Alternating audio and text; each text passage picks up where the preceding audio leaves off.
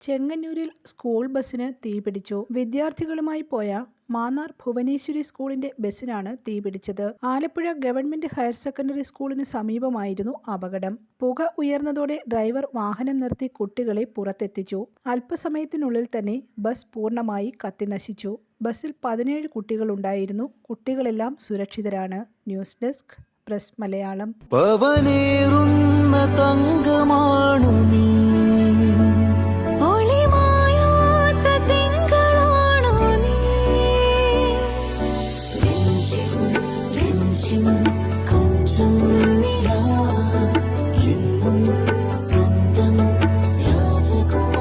Be a Rajakumari. Rajakumari Gold and Diamonds. The trust of Travancore. Rajakumari.